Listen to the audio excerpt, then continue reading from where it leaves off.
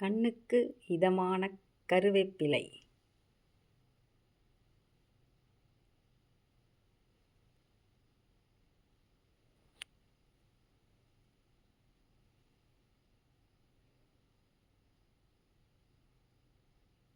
காலை நேர சிற்றுண்டி, அறுசுவை மதிய உணவு, பின்பு இரவுக்கு மிதமான சாத்வீக உணவு.